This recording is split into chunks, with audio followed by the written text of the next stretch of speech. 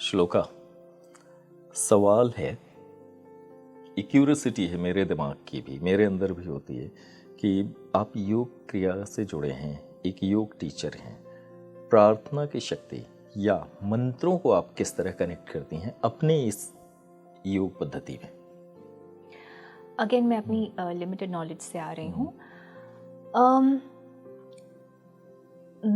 मेरे लिए प्रार्थना का उतना एम्फेसिस नहीं है जितना कि योग का है। अब अगर तो हम मंत्र की बात करें तो मंत्र भी योग है। मंत्र योग एक खुद में एक फील्ड है, जैसे कि आमकार योग, जो आमकार योग है वो खुद में एक अपने आप में फील्ड है। तो मंत्रों का बहुत बेनिफिट होता है। जैसे कि मैं आपको आम की बात करती हूँ, आ उ म। अब कई लोग उसको ओम बोलते हैं। आ उ म जो है, आप उसका सही तरह से उच्चारण करें, कुछ टाइम तक उच्चारण करें। मेरे पास केसेस मेरे घर पे हैं, ठीक है, जिनको डिप्रेसिवनेस के सिम्टम्स थे और उन्होंने हर चीज़ ट्राई कर दी और फिर उन्होंने कहा कि योग से कुछ करो। तो एक मेरा योग का मॉड्यूल है जो मेंटल हेल्थ के लिए, मुझे एक प्राणायाम कराना है और एक आमकार चैंटिंग करानी है। वो आमकार कुछ हफ्तों में करके ही वो इंसान डिप्रेशन से बाहर आ गया। अब मैं ये नहीं बोल रही सबके साथ ऐसा हो सकता है, बट हाँ, आम चैंटिंग साइंटिफिकली भी हमें ये बताता है, चैंटिंग मंत्र का प्रयोग, कि वो आपके एक माइंड को ऐसे एक्टिवेट करता है जिससे ये जो मेंटल इश्यूज हैं वो कम हो जाते हैं। जैसे कि हो गई एंजाइटी, डिप्रेशन, फियर, नाइटमेयर्स, लोगों को जो सपने आते हैं। तो मैंने तो ये लाइव एग्जांपल देखा है। तो मेरे लिए मंत्र वो हुआ कि काफ़ी सारे एनर्जी डायमेंशन तो एक्टिवेट होती ही है, बट फिजिकली जो लोग सिक, जो बहुत जल्दी बीमार पड़ते हैं, मैंने देखा है कि आम चैंटिंग से ही, सिर्फ उनको आम का बोला कि आप इतने 10-15 मिनट आम की चैंटिंग करो, ऐसे चैंटिंग करो, कुछ हफ्तों में वो अपने डिजीज से बाहर निकलते हैं। श्लोका, ओम के चैंटिंग की सही विधि क्या है?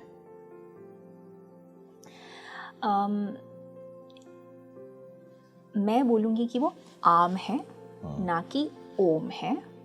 अब मैं जानती हूँ ऐसे बहुत स्कूल्स ऑफ थॉट्स हैं जो इसको कंटेस्ट करेंगे और may be that's their way of seeing, but हम बोलते हैं कि हम आ उ म हैं, जो एक आ उ म, ये जो 3 सिलेबल्स आते हैं आ उ और म, ये आप एक म्यूट इंसान को भी अगर तो बोलोगे उच्चारण करने का तो वो भी करेगा, आ उ म।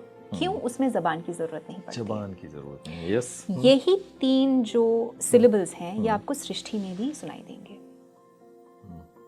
आ उ म, हमारे पास साइंटिफिक स्टडीज हैं जहाँ पर आ उ म आपको सृष्टि में भी सुनाई देंगे। तो ये 3 बेसिक सिलेबल्स होते हैं जो आपको दुनिया में और दुनिया के बाहर भी नजर आएंगे। अच्छा, फिर एक अगला क्वेश्चन होता है कि तो आ उ म बेसिक साउंड्स हैं, यूनिवर्सल साउंड्स हैं, तो ऐसा क्यों है कि वो हिंदुइज्म से रिलेटेड है या सिर्फ योग से रिलेटेड है? ऐसा बिल्कुल भी नहीं है। आ उ म में अगर तो आ उ म इतने उसमें मेडिसिनल क्वालिटीज हैं या इतनी शक्तिशाली मंत्र है, तो ऐसा क्यों है कि एक रिलीजन ने ही उस पर ठेका ले रखा है? ऐसा बिल्कुल नहीं है। आप दुनिया में किसी भी रिलीजियस सेक्ट, स्पिरिचुअल सेक्ट में जाएंगे तो आपको ये सिलेबल्स सुनाई देंगे। एग्जाम्पल, क्रिश्चियनिटी जो भी उनके जो हिम्स होते हैं, जो इन्वोकेशन होते हैं, करेक्ट, वो उसकी समाप्ति कैसे करते हैं? आमेन। आप न को उड़ाइए, क्या मिलेगा आपको? आम। आज भी अगर तो आप वैटिकन में देखेंगे, आमेन, न को उड़ाएंगे तो आपको वो मिलेगा। ओंकार की ध्वनि किसी न किसी इस्लाम में वो कैसे समाप्ति करते हैं अपने इन्वोकेशन का? आमीन। यस। न को उड़ाइए। अब आप कहेंगे न क्या है? तो हम क्रिश्चियनिटी और इस्लाम को एब्राहमिक रिलीजन्स में मानते हैं, राइट? जो एक सर्टेन सिमिलर कल्चरल इन्फ्लुएंस से आए हुए हैं दोनों रिलीजन्स। करेक्ट। अगर तो हम क्रिश्चियनिटी देखें तो उसकी पैदाइश कहीं ना कहीं जो भाषा की, जेरूसलम में, बात करने का तरीका जेरूसलम में। लैंग्वेज अरमाइक लैंग्वेज में एक सर्टेन इन्फ्लेक्शन है जहां पर साउंड डोमिनेंट है। तो मतलब लैंग्वेज और कल्चरल इन्फ्लुएंस के वजह से आम आमेन या आमीन हो गया। जो पर जो आम बदलाव है वो जी इन वजहों से है, इन ना वजहों कि- से है और उनमें एक रूपता है ओरिजिनली देखा जाए अगर, जी। वो कहना एक ही बात चाहते हैं। जी बिल्कुल। तो बेसिक है आपका आम आ उम। अगर तो आप मुंह अपना खोले और धीरे धीरे उसको एक्सहेल करते करते अपना मुंह बंद करें तो आम, ओके, आ उम। तो इसका क्या बहुत महत्व है। कॉन्सेप्ट आपने बताया, सही तरीका, मतलब ओम के प्रोनाउंसिएशन का, जैसे ओम ओम एक डिस्टॉर्शन है। अब डिस्टॉर्शन, क्यों हुआ डिस्टॉर्शन? जैसे कि वहां पर डिस्टॉर्शन, यहाँ पर फॉर्चुनेटली मैं आपको बताऊं, ईस्टर्न जो रिलीजन्स आप देखें, पूरा ईस्टर्न हमारा बेल्ट, उसमें इतना डिस्टॉर्शन नहीं आपको मिलेगा हमारे ईस्टर्न रिलीजन्स में, because we have been very careful to ensure कि कल्चरल इन्फ्लुएंस या लैंग्वेज इन्फ्लुएंस हमारे स्पिरिचुअल प्रोसेस में एंटर ना करे, और हम काफ़ी हद तक सक्षम रहे हैं इसमें, जो बहुत अच्छी बात है। लेकिन फिर भी आम ओम हो गया, जैसे कि ध्यान ज़ेन हो गया। जो ज़ेन है वो कोई ब्रांड ऑफ बुद्धिज्म नहीं है, ध्यान है। वो ईस्ट में जाके चान हो जाता है, चैन हो जाता है, और फिर फर्दर ईस्ट में जाके वो ज़ेन हो जिन जाता भाषाओं में जिन वो कहते हैं फर्स्ट लेटर प्रोनाउंसिएशन जिस तरह का होता है, उस तरह से उसकी वो अलग एक से आ गया कि ये पर्टिकुलर ब्रांड है, इस देश का है जी या इस जगह का है। लेकिन वो जिस तरीके से वो निकला था सबसे पहले, तो एक ही रूप जी। और ये मैंने सदगुरु से ही समझा, ये जो आम, और मैं भी काफ़ी बहुत बैफल हो गई थी कि अच्छे से समझाया आपने। योग में आहार का बहुत मतलब है, सात्विक, तामसिक, राजसिक। अलग अलग आहार जो है मन की भाव दशा पे असर डालते हैं, हमें उस तरह से मतलब बीमारियों से लेके वो सब कुछ। एज ए योगा एक्सपर्ट, सबसे सहज भोजन, सबसे सुपाच्य भोजन या जीवन को सही ढंग से चलाने के लिए आप क्या सजेस्ट करेंगे? आपने जो 3 स्थितियां बोली, मन की स्थितियां, माइंड की स्थितियां, जिसको हम सात्विक, रजासिक, तमासिक बोलते हैं, करेक्ट, योग में भी है, आयुर्वेदा में भी है ना। और ऐसा कई बार होता है क्योंकि हम जब आहार की बात करें तो कई सारी चीज़ों में योग और आयुर्वेदा हाथ मिलते हैं उनके, बट कई सारे चीज़ों में वो लोग अलग अलग होते हैं। करेक्ट। तो कई बार जब मैं अपने इंस्टाग्राम या सोशल मीडिया में बोलती हूँ तो कहते हैं, अरे आपने तो वो क्लास में तो ऐसा बोला था, अब आप ऐसे क्यों बोल रहे हो? क्योंकि मैंने कहा मैं आयुर्वेद की बात कर रही हूँ, मैं योग की बात नहीं कर रही। तो फ़र्क सिर्फ ये है कि योग में हमें थोड़ा और परहेज़ करना पड़ता है। क्यों? क्योंकि अब मैं एक आम जनता की बात नहीं कर रही हूँ, शायद से आपके नेबर को इस कॉन्वर्सेशन से कोई मतलब नहीं है, क्योंकि उनका है कि ठीक है, ईटिंग, स्लीपिंग, रिप्रोड्यूसिंग जो हम बोलते हैं, जो 99% जनता करती है, और उनको उसी से सेटिस्फैक्शन और खुशी मिलती है। बट अब मैंने बोला है कि मैं योग के मार्ग में हूँ, या मैं उन लोगों से कॉन्वर्सेशन कर रही हूँ जो योग के मार्ग में हो सकते हैं या इंस्पायर हो सकते हैं, तो मुझे उनको और एक्स्ट्रा चीज़ें बोलनी पड़ती हैं, तो हमारे परहेज बढ़ जाते हैं। जैसे कि मैं प्याज और लहसुन की बात करती हूँ, अनियन और गार्लिक। करेक्ट।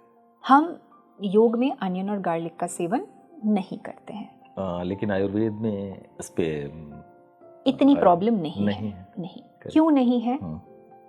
क्योंकि जब मैं योग कर रही हूँ तो योग का एक कंपोनेंट होता है मेडिटेशन या ध्यान। योग और मेडिटेशन में ऐसा कोई फर्क नहीं है। जब हम आसना भी करते हैं वो एक डायनामिक मेडिटेशन ही कहा जाता है। ओके। सो कोई फर्क नहीं है। एक प्रश्न ये भी आता है, मेडिटेशन और योग में क्या फर्क? नहीं है कोई। मेडिटेशन एक वेस्टर्न वर्ड है, बस यही चीज़ है, सब कुछ योग है। अब जब मैं योग कर रही हूँ, मैं ध्यान लगा रही हूँ, जैसे मैंने कहा कि योग is beyond the body, beyond the mind. अब मैं उस स्थिति में मेरा मन, मेरा दिमाग शांत कहाँ हो पाएगा अगर तो मैं रजासिक चीज़ें जैसे कि प्याज और लहसुन खा रही हूँ। Okay. The mind will be on. तो मुझे एक्स्ट्रा परहेज रखना पड़ता है कि मैं इनका सेवन ना करूँ। आयुर्वेद में इतनी प्रॉब्लम नहीं होती है क्योंकि थोड़ा सा एक कहते हैं ना कि पावर डायनामिक्स थोड़े कम हैं। आयुर्वेद नॉट नेसेसरीली कि वो इंसान योग भी करे या ध्यान भी करे, तो पहले तो चीज़ वो है। तो जब हम रजासिक चीज़ों की बात करें, for a spiritual person, for a yogi, प्याज लहसुन आप हर रोज़ ना खाएं। ये इम्पोर्टेंट चीज़ हो जाती है। मेडिटेशन ही क्या, आप देखेंगे आपकी जो गुस्सा, फ्रस्ट्रेशन, इरिटेशन, ये सारी रजासिक चीज़ें हैं, ये खुद ही कम हो जाएंगी। आयुर्वेद में अभी आपके प्याज लहसुन के कॉन्सेप्ट से मुझे आयुर्वेद बहुत सारे तत्वों को जितने भी इंग्रेडिएंट्स धरती पर मौजूद हैं सबको औषधि के रूप में देखता है जी। वो किसी भी चीज़ की अधिकता यानी कि शरीर में जो है हमने ज़्यादा ले लिया उसकी मात्रा उसको मना करता है और उसके बैलेंसिंग पे बिलीव करता है, जैसे वात पित्त कफ की बात करें अगर। लेकिन योग उन्हीं तत्वों के पूर्णतया निषेध की बात करता है दोनों। तो मुझे लगता है कि दो अलग कॉन्सेप्ट हो जाते हैं, दोनों कई बार एकदम सीधे तौर पर मिक्स नहीं होते, क्योंकि एक सिर्फ स्वास्थ्य की बात कर रहा है और एक आत्मा के स्वास्थ्य की बात कर रहा है। ओके, आयुर्वेद भी आत्मा के स्वास्थ्य की बात करता है, बट मेरी अंडरस्टैंडिंग में, अगेन मैं आपको कहना चाहूँगी कि मेरी अंडरस्टैंडिंग काफ़ी लिमिटेड है जो बाकियों से होगी, बट मेरी अंडरस्टैंडिंग में, क्योंकि मुझे दोनों का एक्सपोजर है, आयुर्वेदा में जो स्पिरिचुअलिटी की तरफ झुकाव उतना इंटेंस नहीं है जितना योग में है, क्योंकि उसका पर्पस अलग है। आई थिंक मुझे जहाँ तक लगता है एज ए कॉमन पर्सन कि मैं एक आम आदमी हूँ, मैं जहाँ तक आयुर्वेद को जानूंगा कि सिर्फ ये शरीर को सही रखने तक सीमित होता है, और योग जो है शरीर मन आत्मा, मतलब एक गंभीर बात एक आम आदमी की समझ में। और बहुत से लोग जैसे अब आजकल योगा के रूप में देखते हैं तो भाई बहुत सारे योगा के फॉर्मेट हैं, फॉर्म्स हैं, उस रूप में मतलब बहुत कुछ शामिल भी कर लिया गया है। वो शायद आयुर्वेद के तमाम नियमों का या योग के नियमों का उल्लंघन भी हो जाता है। जी।